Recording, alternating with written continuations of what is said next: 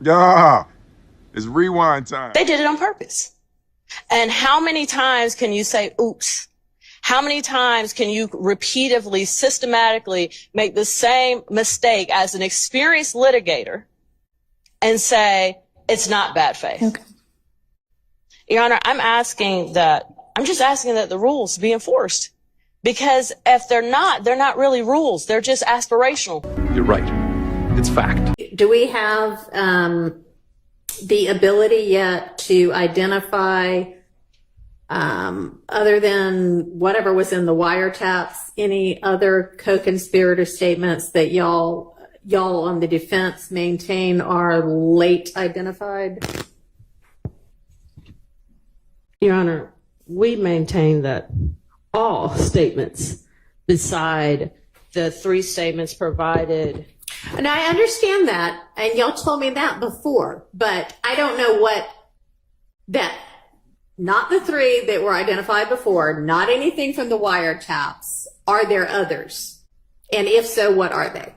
Okay, so the state, I thought that where we left it, and I wasn't even here that day, but I watched the video, that where we left it is that the state has provided hundreds of wiretaps and jail calls and still have not identified statements within those hundreds.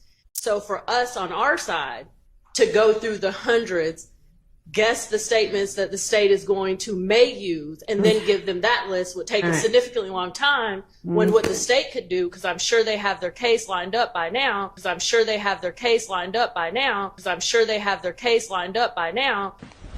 Emotional damage. Is to give us the statements that they've identified. And then if we have a legal argument against them, we can make that argument.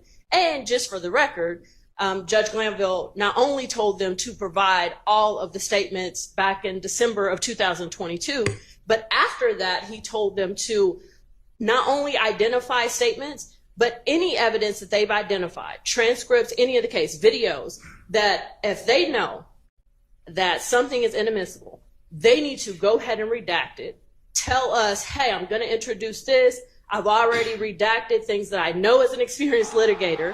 It's probably not admissible. And then if we have any further redactions, to let them know. So that is the way this was supposed to move timely, not be a trial by ambush, not have the jury sitting outside waiting on us to get through the issues. These are the orders from Glanville. And Your Honor, respectfully, none of them get followed. Okay. That it was already supposed to have been in place, and be aware of that. Okay. So, I mean, I think that's probably true. I wouldn't be the least bit surprised if Judge Glanville had already at some point said, all right, y'all, we got to Judge Glanville sort all this out. And here we go. In fact, he has and did in fact say, hey, turn over everything you have. Right. And Your Honor, respectfully, none of them get followed. I'd only say that as trial goes and as we see the direction that. Okay. I understand. Itself. Yeah. I mean, trials are kind of living things. I get that. But even if it took you 2 weeks to decide, so like by, Memorial Day weekend on May, whatever it was at the end of May, you were like, yeah, let's get this. It's now August. So you had all of June and all of July. Yes. So, I mean, the motion on the floor is to request that, the plot by Bernie be excluded from this trial. And Your Honor, respectfully, none of them get followed. Your Honor, we would ask that the court, since that is the motion on the floor, deny the motion because We do not care. the data that has been plotted has been in the possession of everyone. That's including cell site location data since July of 2022.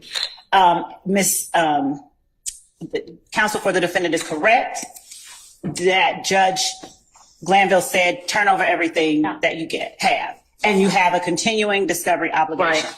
So, And Your Honor, respectfully, none of them get followed. moving to exclude a summary of what has already been given, we would argue is an extreme remedy, given that the information that is contained in that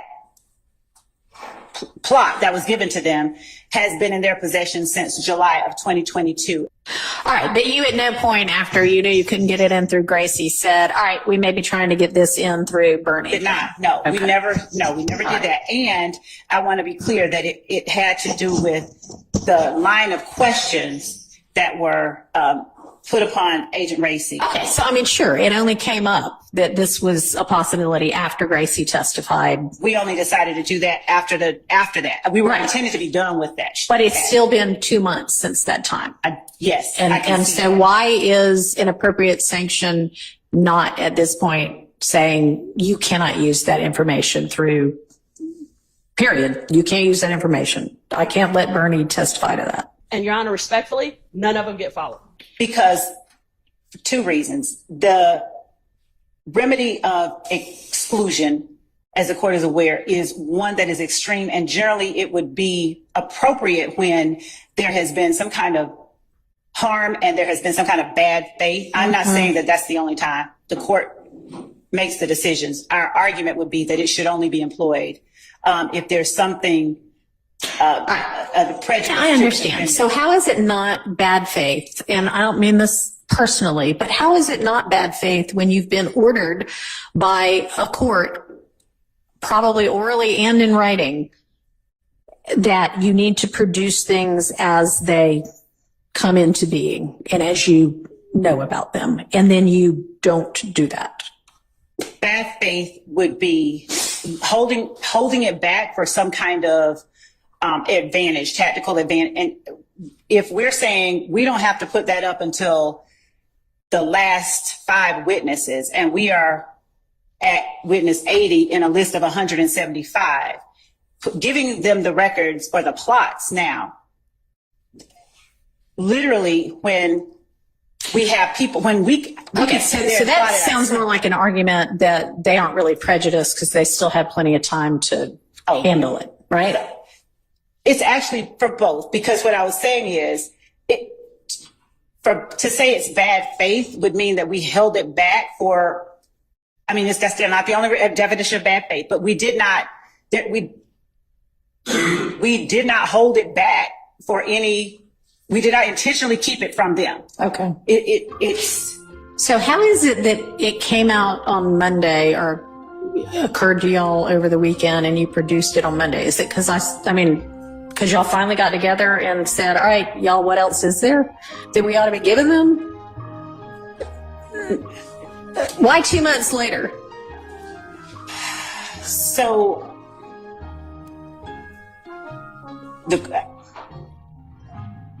the moment that precipitated this disclosure, I have to rewind and go back over everything that has happened. And I can only say that, And Your Honor, respectfully, none of them get followed.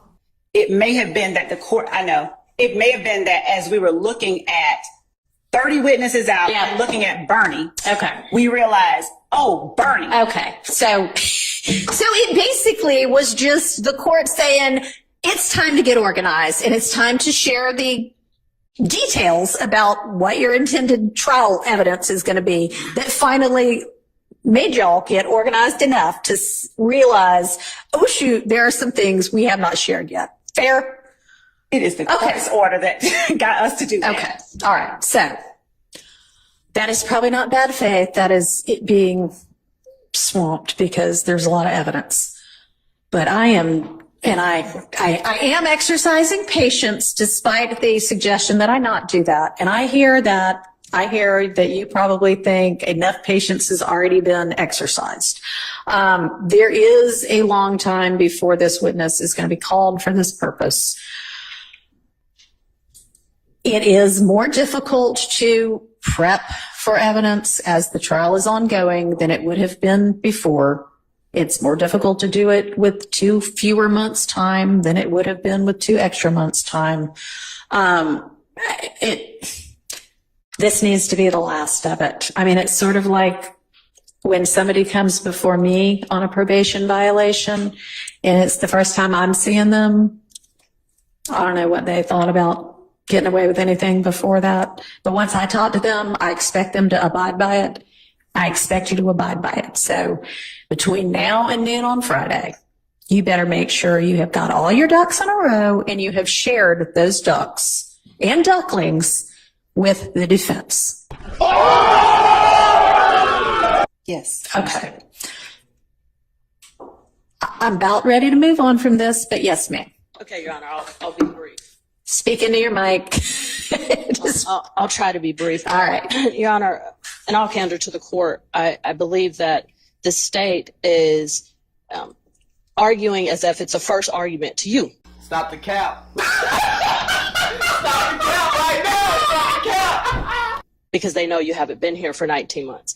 These arguments, I've heard them so many times, it's countless. I understand. Right. And for the state to argue it's not bad faith, I'll give you an example of things that we've been through before we had the opportunity for you to be presiding. Say, hold up, wait a minute, something ain't right. Can I ask you a question before you do that? Sure. Is this something that is not already included in one of the numerous motions for mistrial or to disqualify these prosecutors? I don't think so, actually. You don't know? I said I don't think so. Okay. But I'm not sure. Go ahead, But this share is it. specific about discovery, disclosure, All right. timely disclosure. The state's been caught before. The state's been caught before. The state's been caught before. Emotional damage. Specifically, I remember a late discovery disclosure that once it was disclosed, it actually had a comment on there that was supposed to be internal that said, do not serve yet. They did it on purpose. And how many times can you say, oops? How many times can you repeatedly, systematically make the same mistake as an experienced litigator and say, it's not bad faith? Okay. Your Honor, I'm just asking that the rules be enforced. Because if they're not really rules. They're just aspirational. All right. I understand. And